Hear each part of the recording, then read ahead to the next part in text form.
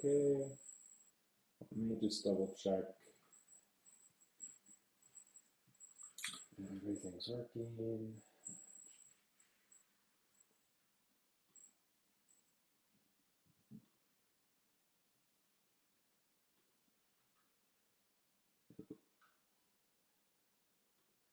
Okay, it looks like the stream did not transition. I don't understand why. Also, Alex, your audio is quite bad right now. Oh, there we go. Okay. Okay, but it's only like part of the window. I don't know. Tim, do you see what's going on? And do you know how I can fix this? So sorry, what do you see? So it's like only recording like the upper quarter of the Zoom window and not the whole thing. Yeah. So like let me open it. So when you have like a screen there, there's usually like a little red box that you can drag and drop to make it bigger. If you like hover over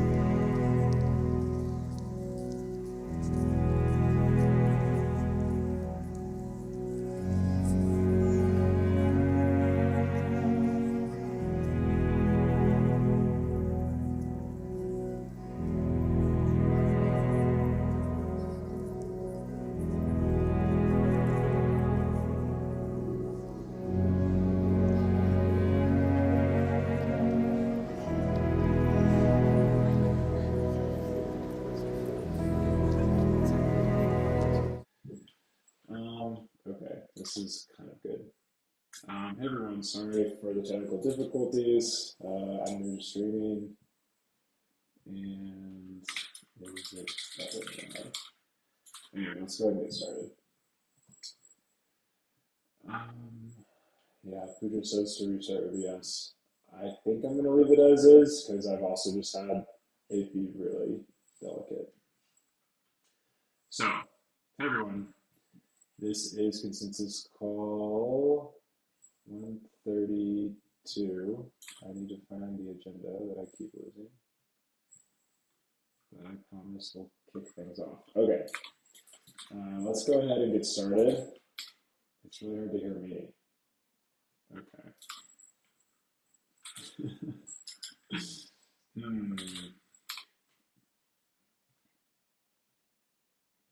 you hear me now? Can you hear me now? Let's see. It's still pretty bad. Yeah, okay. Underwater. Great.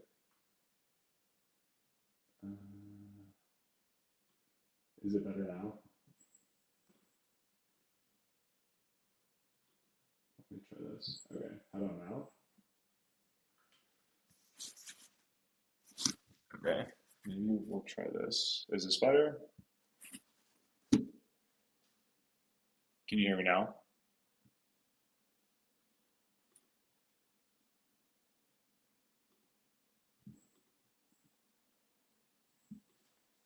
I can't hear anyone.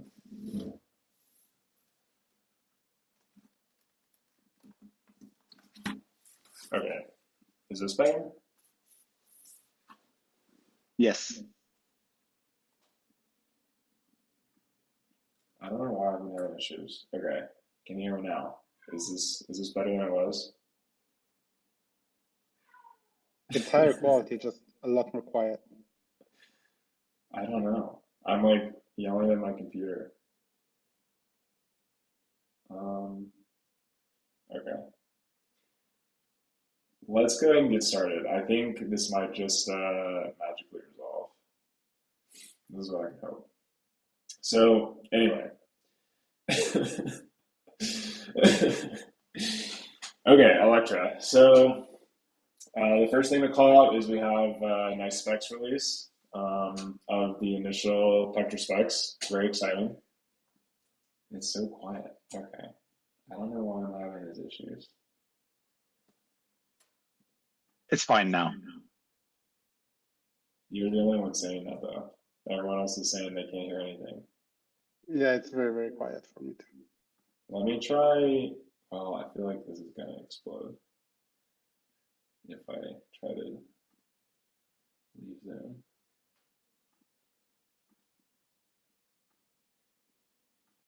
Okay. We have audio capture. I don't know. Yeah, I think it'll. Okay.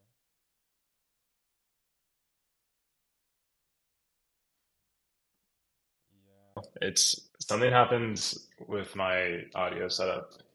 I don't know. I don't know what's going on. Anyway, let's go ahead and get started. I'm assuming you guys can all hear me now, and I'm praying that the stream is working.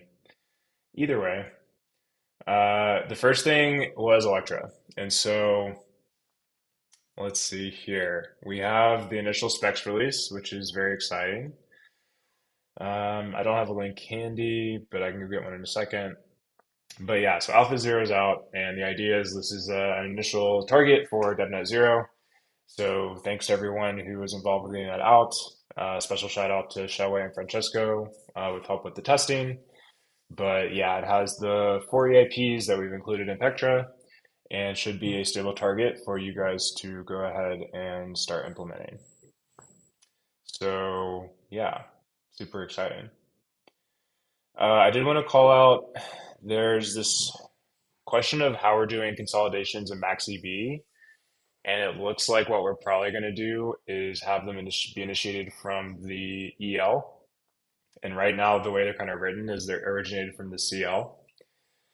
This is fine because most of the processing logic that the beacon chain will need is going to be the same regardless of the source.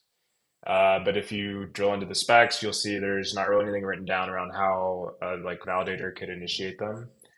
Um, I think the plan is generally for our initial dev nets just to kind of have someone hack something together just locally to inject some operations to this, but otherwise not worry too much about building out like an operation pool, gossip for these operations and all of that. Because we're very likely in DevNet like 1, 2, 3, move into like an execution source for them, just like 7002. So I just wanted to call it out. If you find that part confusing, it's because it's a little weird right now. So otherwise, yeah, let's see. The spec is out. There's test vectors, and yeah. So nice work, everyone. Next up, there's a number of questions around different EIPs, different parts of the spec. We'll just move on to the next one. So there's this question of how to handle Deneb attestations at the Electra fork boundary. So EIP 7549, this is the one that's like changing how attestations work. And we'll get in a situation where the last epoch of Deneb the attestations made in that epoch will be includable according to the spec into Electra, but the way that you make them in Deneb is not compatible with how you make them in Electra. So we need some way to handle this. And I wanted to bring it up just to see what everyone's thinking. There's a couple options. Well, maybe I'll just stop there. Does everyone understand the problem?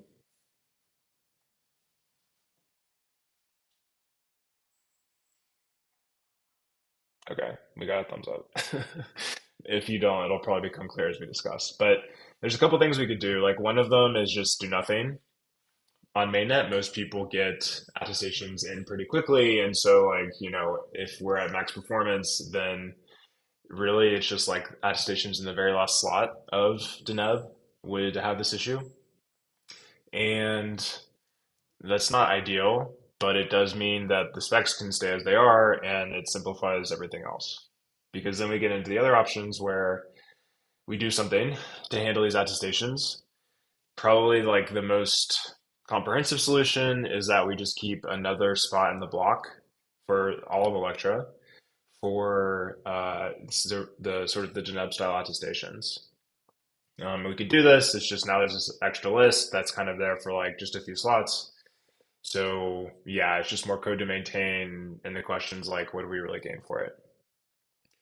Um, yeah, there's other solutions like you could imagine clients try to broadcast both, or like you wait if you know that you're at the end of Deneb, and like if you don't see your attestation get on chain, uh, well, I mean, yeah, then I guess it's a question of how you do this because you could imagine trying to broadcast if you don't see it included on chain, then you rebroadcast, but then there's like slashing concerns. You could just wait, maybe say halfway into the epoch. There's like some design space here. Has anyone here looked at this, and do you have any opinions on the path forward? Just a quick note if we don't use, like if we use the same field of the same attestation field in the block, that we need to understand that max attestations per block is going to be reduced significantly. So those attestations are not packed into more tight aggregates that we use with the CAP since Electra, then they will probably not be accommodated. There will be not enough block capacity for that.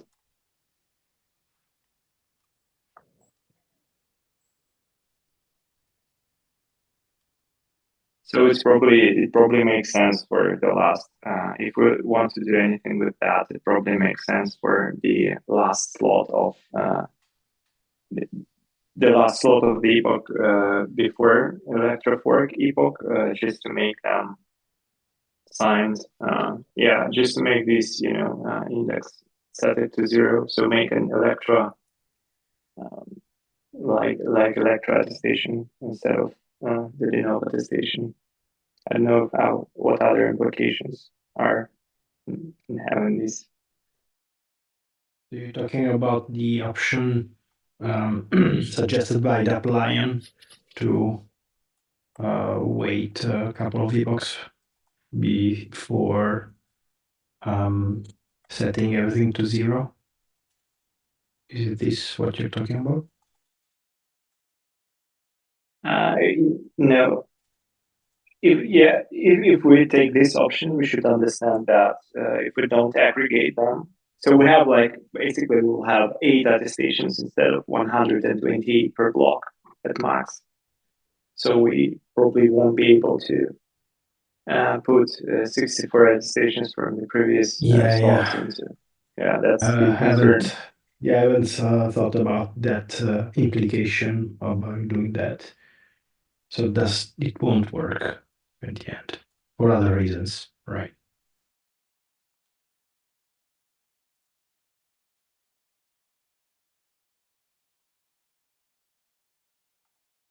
Okay, so one option would be you have custom code in your client to basically say within the last slot, but maybe the last like half epoch, like there's some parameter here. Basically, you would set the committee index to 0, and the reason you do this is because then you can, independent of having the validator touch anything, who makes the attestation, you can repackage the old format into the new format. So that works. There's implications around, I think, some of the DOS protections for attestations because they assume the committee index is, a certain thing, but might be fine. Yeah. So are we concerned that much if we just lose the last slot or attestations? I think not, but the question is like more about attack scenarios. So like, let's see. Yeah, I guess if you just ignored them, I mean, yeah, so this is like the do nothing approach, and it might be fine enough. So that might be the path forward right now is, the way the specs are written, it kind of assumes that this is just, yeah, you ignore the ones that don't make it in time. And if we do this, then that might be fine. And then we can kind of analyze, different attack scenarios further down the line and see if we need to harden this. But that sounds like a good path forward for now.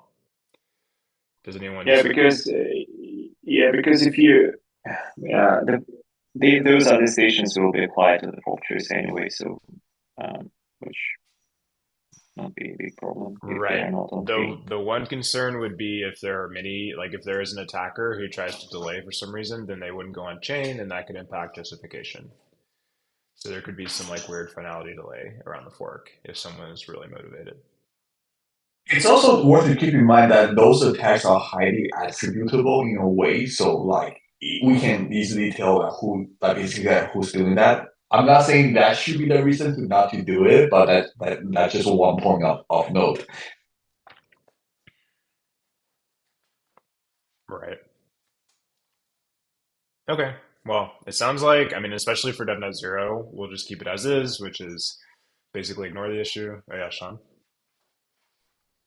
So I saw Dabline had left a comment here. I don't know if this is what Enrico was referring to, but to me this looks like essentially like a slightly better version of doing nothing, because it's not like we couldn't fit any pre-Electra attestations in. We would be able to fit up to like whatever the new limit is. The limit is quite low though, so Right. in the best case, you can accommodate like 7 attestations per block, consider perfect aggregation, and just use just one slot for the attestation and current to accommodate the attestation from. So, but like, isn't this just very similar to doing nothing, but like slightly better? But then you have to deal with the complexity of doing this translation in the code to gain maybe very few arguments in terms of security.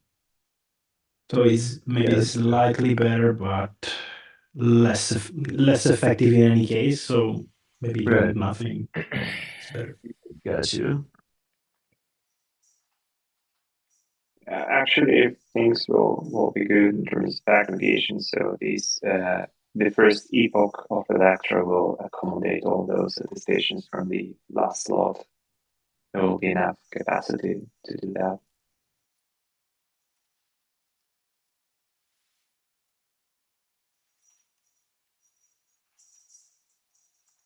Okay, so let's do nothing for now, and we'll just keep in mind that we'll probably want to look at this a little bit more closely and consider different options. But yeah, this seems like a good path forward. And generally, just have this on everyone's radar. If you weren't following, please go take a look.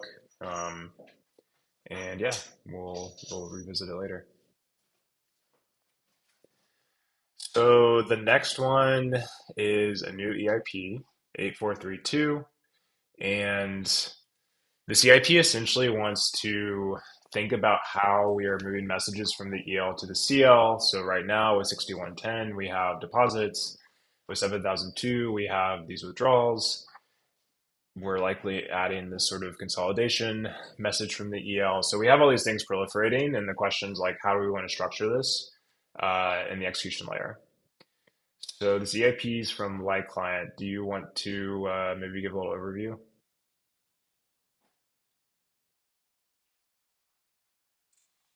Sure. Basically, the idea is that on the execution layer, we have generally not added lots of things to our block body and, kind of our block header. But with these new messages that we're trying to propagate from the EL back to the CL, the sort of template has been put a commitment of all of those operations in the header, put a list of them in the body, and extend those data types. And so what this proposal is trying to do is simplify the way that we do that so that we don't have to continually extend these data structures, which at least it feels on the EL side is pretty manual task of updating many code sites where you're dealing with these, and put it all into a single type. So we're reusing the same machinery that we have for the transaction types, which is prepending a single type byte in front of the RLP encoding of the transaction. Use that as a discriminator to figure out what type of transaction you're dealing with, and then parse out the transaction data from that. It really doesn't have a lot to do with how things are processed in the CL. I think it would just be good to get thumbs up from any EL teams here. It seems like it's had reasonable reception, and then get a thumbs up from CLs that it's okay. It's okay on your side that maybe these data structures aren't mapped one-to-one, because like right now on the spec for Spectra on the CL side, these messages are individual lists within the execution payload. So if you wanted to have things analogous across the two layers, on the CL, maybe what you would have is you would have a union of requests, and you would put every individual request type. That to me it's not really important. It's whatever you guys think is the best way of doing it. Yeah, so I guess I can stop there. Any questions or thoughts if that seems like a reasonable idea? So I think we would want to try to keep the layout the same across EL and CL as much as we could. And so really, like, I generally think this is a nice idea. The only thing is, if we need to go change a lot of the structure of the V0 specs, it's going to kind of delay us getting to the DevNet. I just don't want to put a lot of work into something that we already feel confident that we're going to change again. Like, we can have the specs ready by tomorrow. We just have to have people decide. And I think this is much more of a an EL issue to resolve.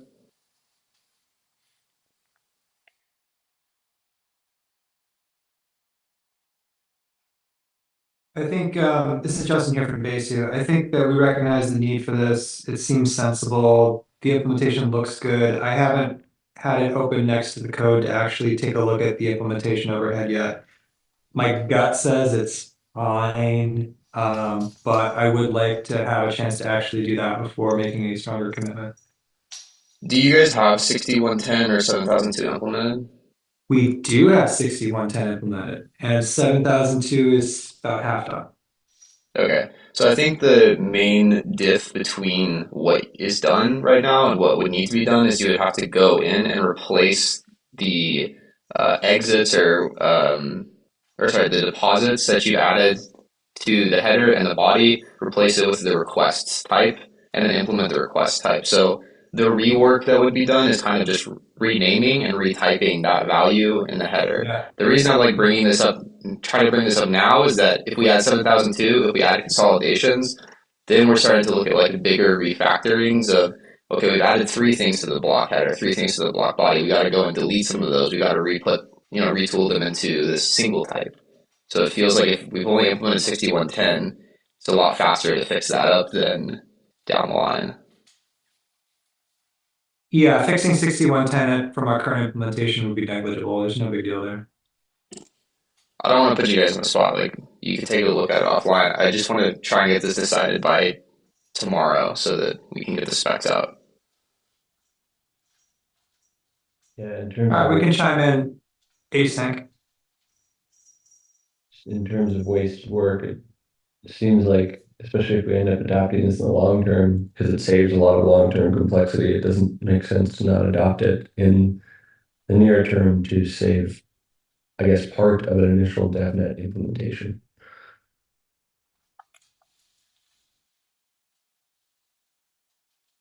Yeah, Terrence. Terrence? Do we need to come to consensus on whether these request type are inside the payload or they are outside the payload by kind of like an envelope format? Do you guys have thoughts on which direction is better here?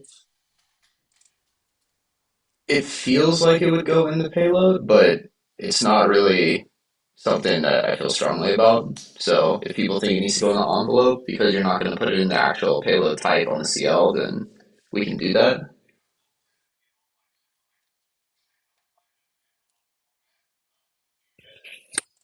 Like this, the ZIP allows the flexibility. It doesn't prescribe that it must go in the execution payload.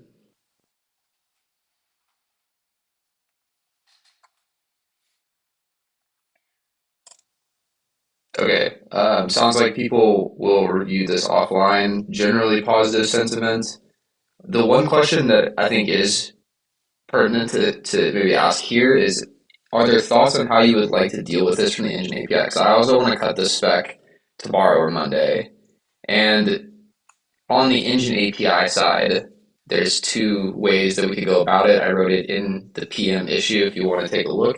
But the two ways are basically we extend the execution payload or the envelope, whichever one people prefer, with each individual request type. So there would be a deposits list, there would be an exits/partial withdrawals list, a consolidations list. Those are individual elements, and those individual elements have only one type of request, the named request that the list is named after. So then on your side, you would parse that out, put it into the payload, put it into the block or the envelope, however you need to. That's one possibility. The other possibility, which is slightly simpler for the EL, but I think it's kind of negligible, we add one additional list, either in the envelope or in the payload, called requests. And those requests have, several different request types that could live within the list.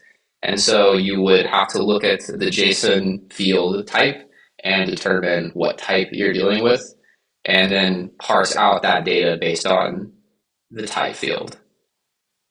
Is there any feelings on either way for that so that I can look at putting that into Engine API? I not a super strong preference, but I feel like deserializing is generally easier when you know what you're expecting. But Yeah.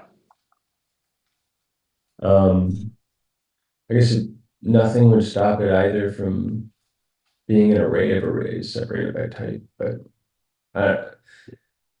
I think we could do either, but just in general, deserializing is easiest when the types are known.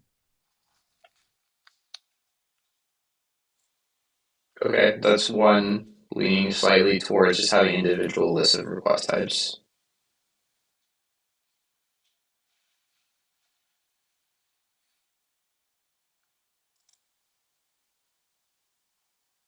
Yeah, basically probably doesn't care. I think I have a loose preference for individual request types. Okay, I think that's enough for me to go ahead and get started unless someone feels strongly against that.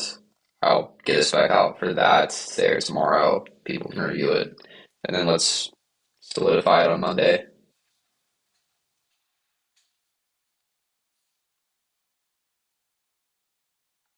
Okay, great. If there's nothing else on that, we'll move to the next item here. So there's a suggestion to rework EIP 7549, essentially to make the on-chain aggregation more flexible. Mikhail, this was your PR. Do you want to give us an overview? Yeah, thanks, Alex. So, quick overview. What we're doing here is basically switching from committee bits to committee indices, and this allows to the same aggregate to have in one aggregate there can be in one on-chain aggregate there can be several network aggregates from the same committee. I noticed that this is quite common situation where a block contains several aggregates from the same committee, from the same slot. This is something that is constantly happening on the mainnet. And this proposal is kind of like adds more, makes this more room for more aggregates from the same committee.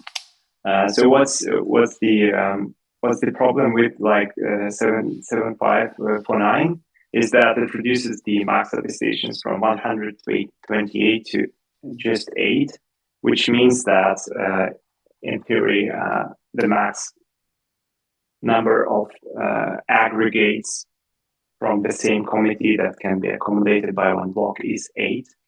So you can do more. And if we want to do more, if this is something desirable, we can go this path and just allow basically one on-chain aggregate have several network aggregates from the same committee. And for this, we need to switch from committee bits to committee indices. This is one of the ways to do it. So the first question is whether it is really needed. Probably, potentially, it can help with in the case of bad network conditions. There are many aggregates received from the same committee, and we want to accommodate them. But actually, 8 is already a pretty good number. I don't know. So the first question to CL client asks is basically: is this is like having this implementation cause any sort of concern? Do we want to do something about it? Do we want to make it more flexible? If we want, then we need to decide on the how we keep committee indices. Basically, what number of bytes what type we'll use. So basically, committee index fits into 1 byte at this moment because we have 64 at max. And if we use committee index data type, there is a data overhead. So it is not significant, but we could, make it as complex in terms of data as Bitfactor by using just 1 byte, by using Unit 8. The problem here is that we don't have Unit 8 in the spec, and I don't know why we try to not introduce more unit types. So that's basically the overview of this proposal. Okay, thanks. I believe there is a uint 8 defined. It just might not be used, but there definitely is one. Yeah. I guess I have a couple questions. Like, if having like max attestations at 8 is an issue here, like, could we just go to 16 or like some bigger number? And does that? It seems like that would help, right? Yeah, that would help. But if we go to a bigger number, then we should accept the fact that the block size like the theoretical block size, theoretical will increase. Right, would go up. You had a really nice chart in the PR looking at like this issue that you brought up with having committee indexes be 8 bytes versus the type packing of the bit field that we have now. And what I didn't like was with the U64, you get to a place where, at like 1 million validators, it seemed like the size of the attestations would like pretty much be the status quo, which that was like a attractive benefit to the CIP is that the attestations on chain would get much smaller. Am I interpreting the chart correctly? I guess is the first question. Yeah, so you mean like, so the size is pretty much the same as with the status quo, but it can accommodate for more attestations, like from more committees, from more slots. Okay, I see. So you could This still is, have them yeah. more densely packed. Okay, so that helps. Yeah. So we could use like for in the original EIP, in the original proposal, there was an analysis of like different max attestations, and basically to accommodate the same number of committees, if we consider ideal aggregation, so we could have max attestation set to 2, which means that basically one attestation slot can accommodate for 1 slot worth of attestations received from the wire. And here we can just basically increase the number of slots, increasing the capacity of the block, which also basically helpful in the case of bad network conditions, because you can accommodate for more slots in one block. Right. Francisco had an interesting question in the chat. Like, is there some way to use a smaller type for there being multiple committees? So like rather than have like 8 bytes per committee index, could we again somehow pack that down a little more tightly? Just to clarify, I mean, like, let's say we want to say, I don't know, at most 8 attestations per committee, then we could just use 3 bits per committee and just like where the thing that we encode is just a multiplicity, like how many of them there are instead of the committee index. Yep. But I think that if we want to do something like that, then we could probably use uint 8, which is really quite close to using a bit vector with just 1 bit. I mean, like quite close in terms of data complexity. Yeah, but something like that is also possible. But again, this is if we want to accommodate for, for more than 8 aggregates from the same committee. I don't know. This is more a question to those who monitor the chain and see how that is it like anyhow a problem.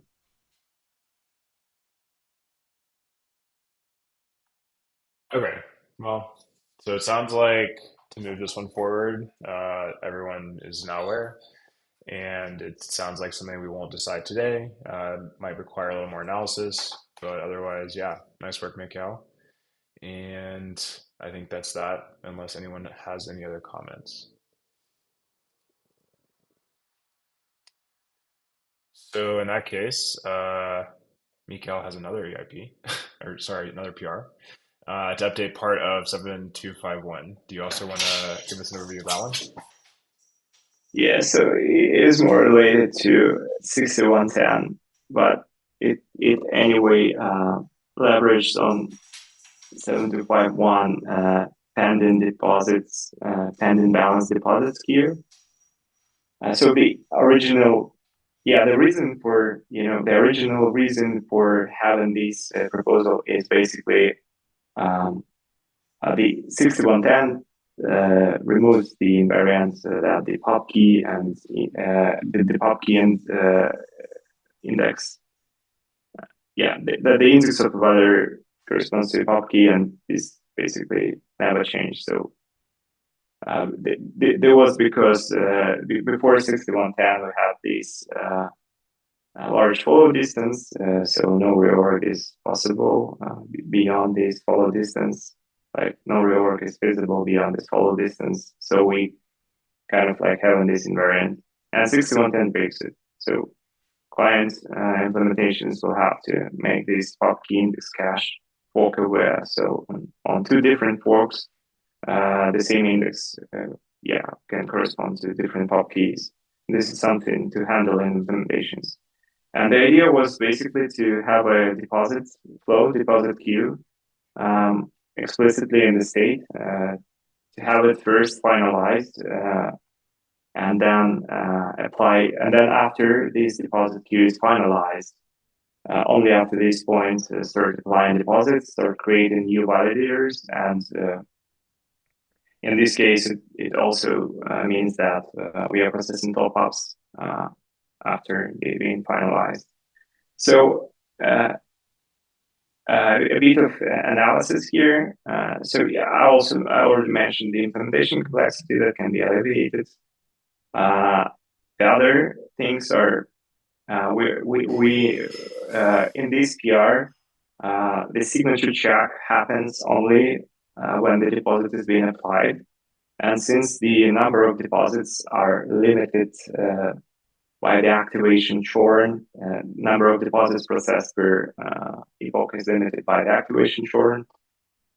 We have a natural limit on signature verifications per epoch, which is also kind of nice because it helps to alleviate the attack vector where someone just packs 1,000 of deposits in a block, and before this PR, 1,000 signature verifications would need to be processed. In this case, this stack scenario is kind of like really not that realistic though, because of it really has a high cost. Also, with this approach, we can get rid of the activation eligibility epoch, which means it just becomes there is no use for this field in the validator record, so it can be repurposed in the future if it matters. And the side effect is that top-ups needs to be finalized before they can be processed. I don't think it's a big problem. Probably it has some positive outcomes in case of inactivity leak and these kind of situations. So no one can bump their portion of stake they own with respect to the total amount of stake. And so the problem of this queue that it will need to keep more information, more data than it is in the original 7251 proposal. And this is kind of like 176 bytes of additional data per every deposit slot. I would say that before 7251, it would not be a problem because all this information that is coming from the deposit contract, either you create a new validator, so you basically hold most of this information in the state, so the state will not grow significantly. But since in 7251 we have the switch to compounding credentials while making a top up, then we'll probably have a lot of top ups doing this switch.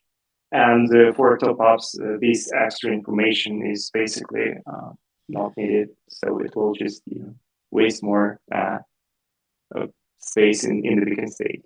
But so to highlight the data complexity with 100 validators queue.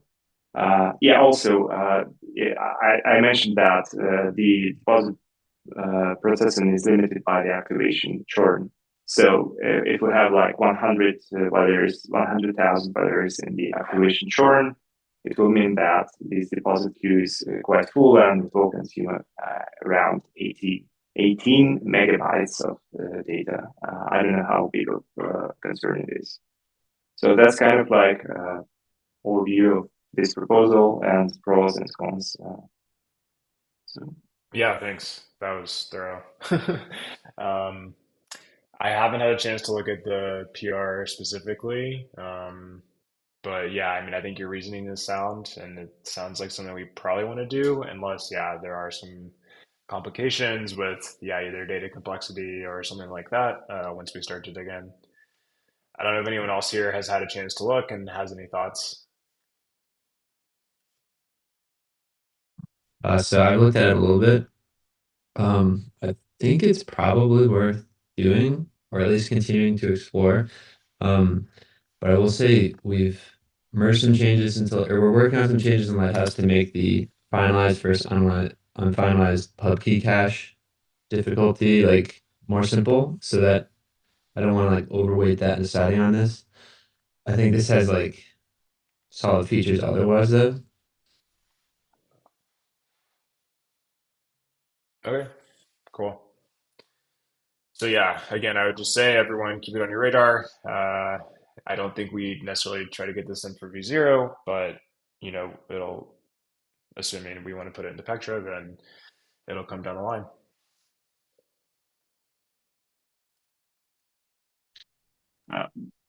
cool, thank you. By the way, a small note, Francesco suggested and said basically that the activation eligibility book, like to make it no use for the activation eligibility book, we can basically add just an epoch to the pending balance deposits queue and do this finality stuff, do process do increase the balance after it gets finalized. So this is doable with much less data complexity. Okay, great. Next up, we have a suggestion for yet another EIP. Perry, are you on the call? Or maybe Tony? Yes. Okay. And not sure if 8452. yeah. Yeah. Do you wanna introduce it or should I just give an overview? Well, as far as I know, it's just suggesting we bump up the Blob count at Electra. Exactly. That's pretty much it. That we conduct a bunch of tests and a simple blob increase so that any focus from or any time that the client devs have can be focused on pure dust research rather than anything else. And yet we're signaling that we offer some amount of scalability this year or some amount of blob increase based on how well the testing goes. And it's also tied to potentially including Tony's EIP that also increases our headroom. Right, the one that would change call data Call cost data versus cost execution increase. cost. Yeah, okay. Exactly. And when I looked, this EIP did not suggest a specific number, but more this is just kind of signaling today. And then, as things unfold, as we get more mainnet data, we'll be more comfortable with the particular number by the time we get to Electra. Is that the idea? Exactly. And that most of the testing and figuring out the number part can be done independent of client teams, or not completely independent, but mostly independent of client teams. Right. Okay, cool. I think this is really nice to have. Yeah, we'll see how PeerDOS shapes up. I think we'll chat about it towards the end of the call if we have time. But yeah, I think our base case should be bumping the Blob counts up, at least for Electra, once we figure out how to do that safely. Oscar, you have a hand up?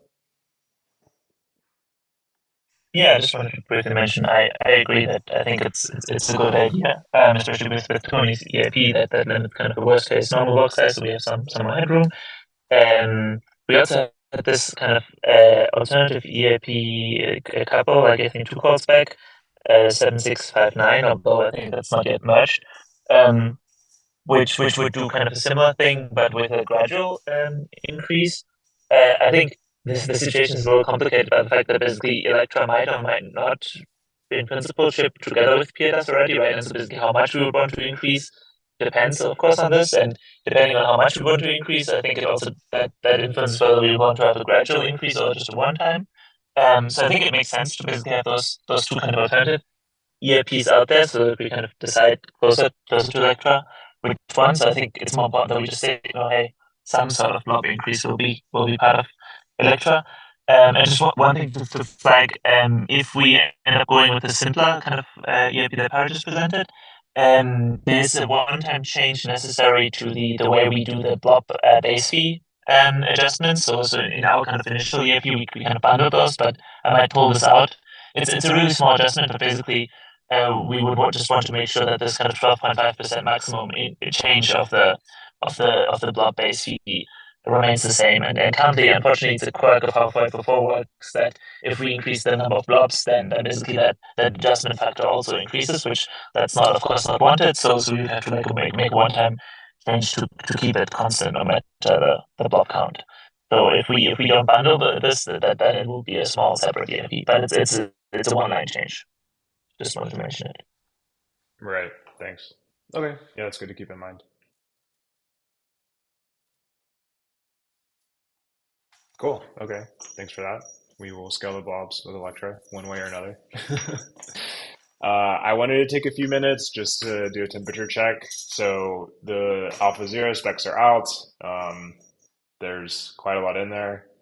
How are client teams feeling implementation wise? It could be that you haven't really had a chance to dig in too deeply. I know last time we discussed and like different teams had different amounts of progress on different subsets of these EIPs. Does anyone have a status update there? Do you feel good about it? Do you not feel good about it? Any thoughts like that? The context being we would like to get to DevNet 0, say like the next month. So yeah, it's there might be quite a bit to do.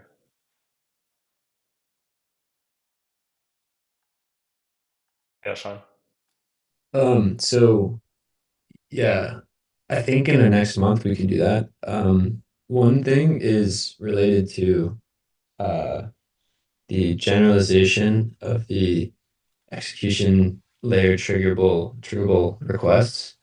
Like if we include that in DevNet 0, that would be better for us because it's like right now we're implementing 3 different EIPs that might change this, and we might be implementing those just to target the DevNet, whereas like then we'll use the generalized format in the future.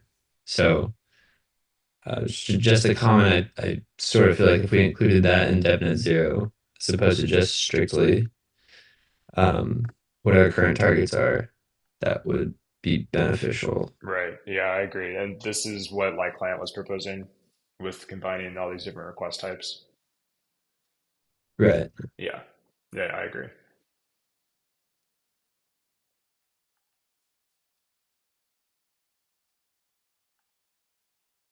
Okay. Cool. Okay.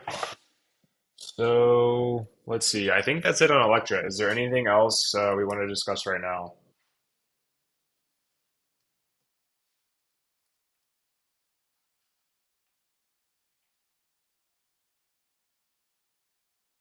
Okay. Looks like no. Cool.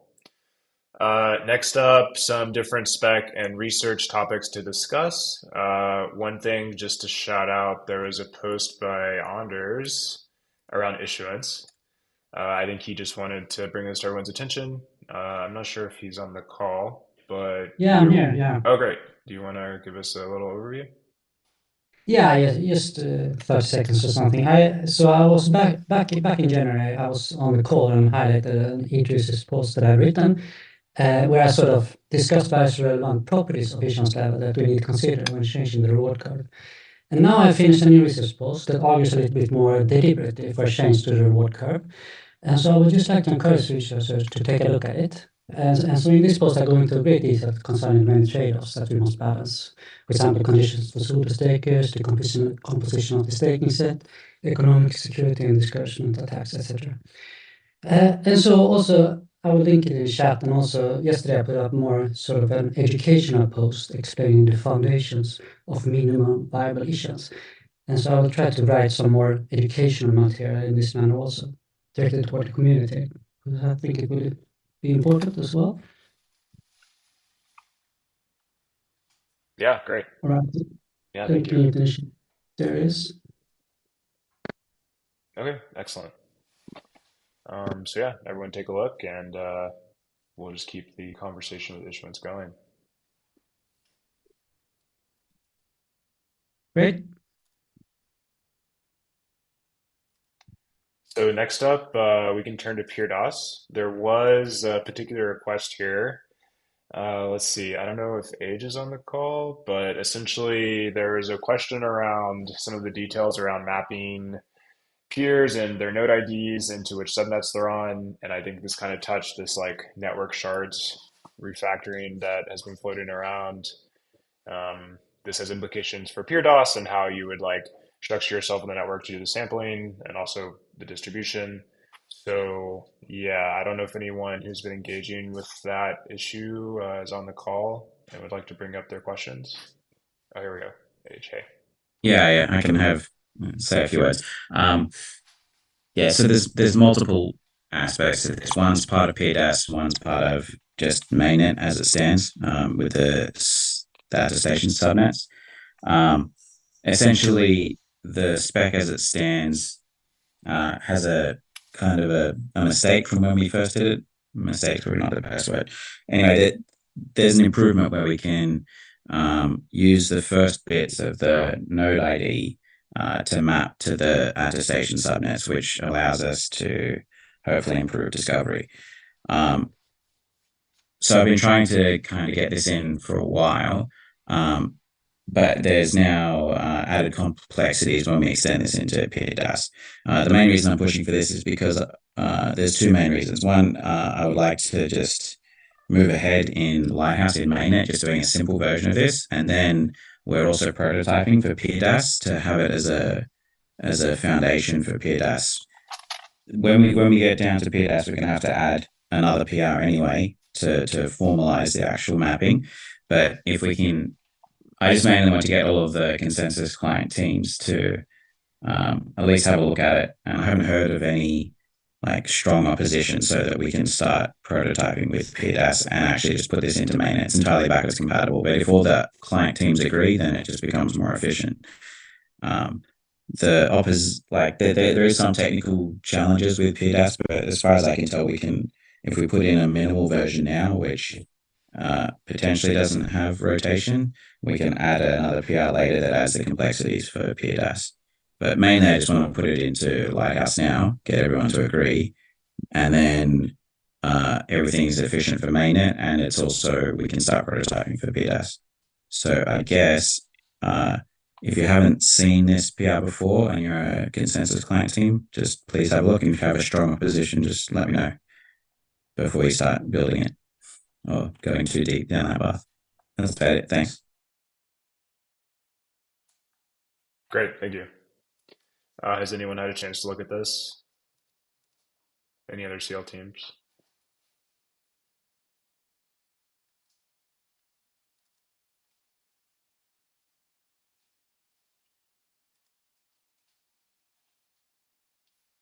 Sounds like not yet, but yeah, please take a look. And it sounds like this is a direction we want to go in. So let's make it happen.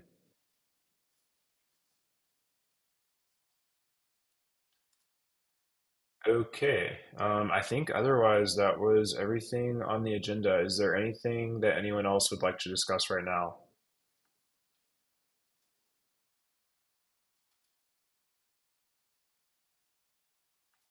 The other question?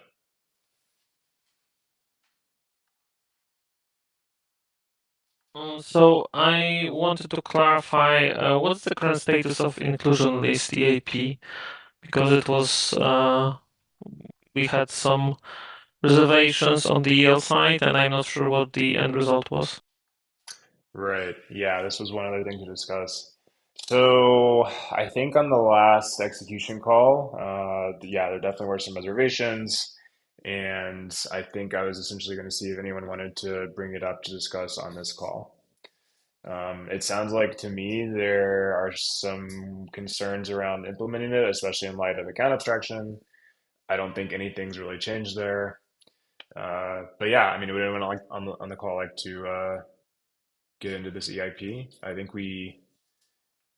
it was CFI'd, but also at this point we have quite a bit in Pectra already. I So I think it would, was even included. That's why I'm raising this. If it was only CFI'd, I wouldn't raise this, but it was even, I think, included. It was never included. Okay, never included then. My confusion then. Yeah, I would say nothing, no new advancements. The 3074 issue is going to exist no matter what. There's no silver bullet there. So, yeah, writing a short doc on kind of explaining the issue, but I would say at this point, there's not much confidence that we could get it fully resolved in a way that would be happy for Electra. At least that seems to be the sentiment broadly. So, yes, Elias. Yes, I have a couple of questions. So is there a solution for test vectors as the spec is progressing very fast and the published test vectors they get outdated very soon. So maybe some client teams build the test vectors from the specs, or is there a solution for this issue? Right. Well, there are the test vectors for the 150 Alpha 0 release. Is it released there?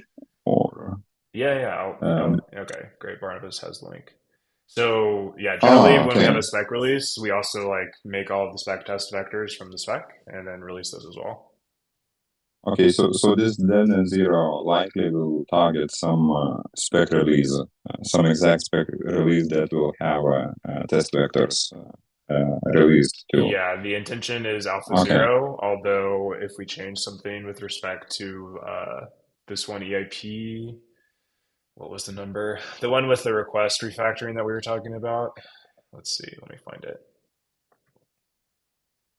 There's way too many messages in the chat. 8432. So that might have some implications for just how we like structure things syntactically, but otherwise the functionality is all in there in Alpha 0. I don't really see any other major changes with respect to that, and then that gives everyone a clear stable target for DevNet 0. Okay, thanks. So another question on DAS working group Telegram chat. We were discussing today an issue where essentially if an unavailable block is imported in a for choice, then the votes of that block may influence the for choice and essential debate of the fork. So, and I remember that there were some discussions before, and that actually the reason. I believe that was the reason why we don't right now we don't import blocks that doesn't have all the blobs available, and maybe there is some person in this chat in this call that knows a bit more about security issues of this approach where unavailable blocks are imported in for choice. Because on this Telegram chat there was no response from such person.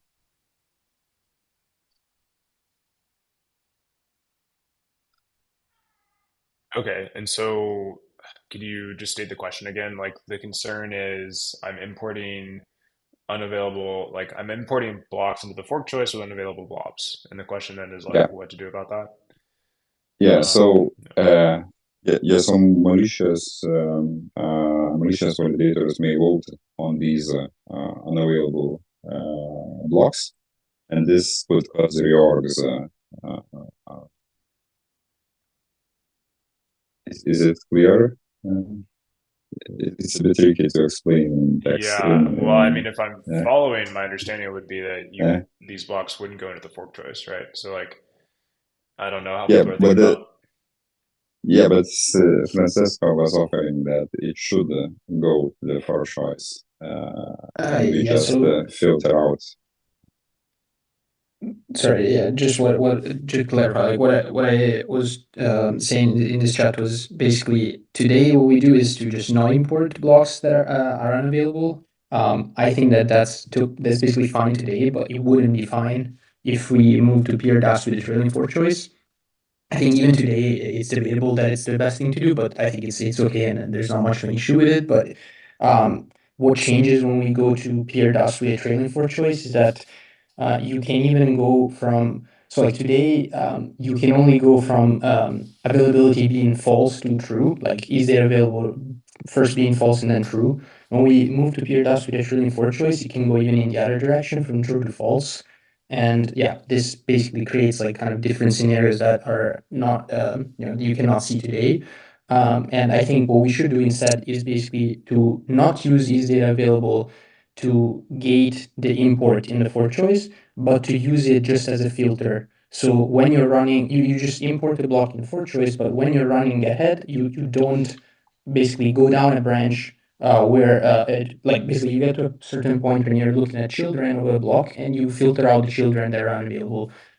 So just like as a simple filter directly when you're running the for choice. And yeah, there's like various reasons for that. I'm not aware of like a problem with doing this, but yeah, the question was, when the decision was made for it for four to instead use is data available to gate importing, was there some specific attack that people were worried about, or yeah, basically why was that? Why was it decided to do that, and what's the impact of that? Like maybe I'm missing something.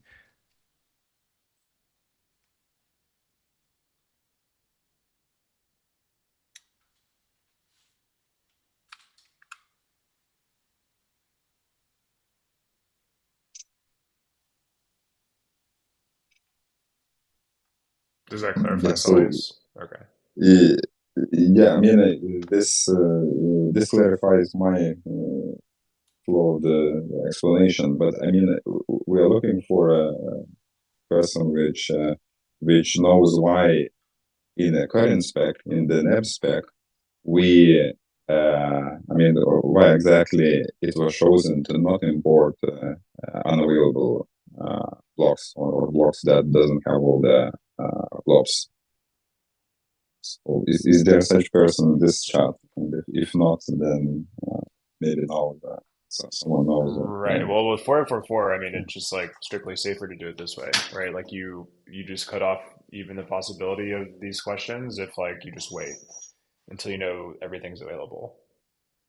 Yeah, but if we are discussing to change it in PeerDAS, then it's likely we can do it right now in with the current blobs. Maybe. I mean, if 4844 is working well enough, I don't see why we need to change it. Okay, but it also should be related to the thing that we do not do any validator duties if payload is invalid. So it's in some sense it's sorry, if the payload is not validated yet. So it's in some sense it's a similar problem.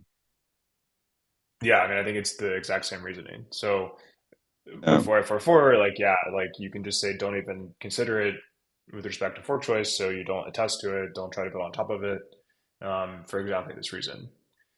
With pure DOS, if we do move to some trailing fork choice, it does get more complicated. And then, yeah, I think you'd need to have like a more, like a richer view, I think like Francesco was suggesting, as to like yeah, the words get overloaded, but like well, I can't even think of one that's not valid or available. But basically, you would have some notion that like this block is here and it's almost like pending. Maybe that's a good word for it. It's like pending in the fork choice, and then you just have to wait for more information to move forward. Anyway, if anyone knows this, someone who did the security analysis of this thing, and if there was explanation to do that the way it is now in the net, then yeah, please invite this person to the DOS working group, and we can proceed to discuss there. Okay, sounds good.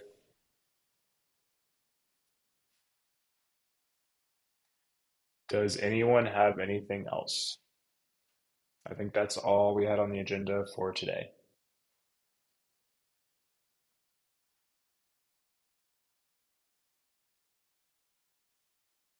And if not, we can go ahead and wrap up a little bit early.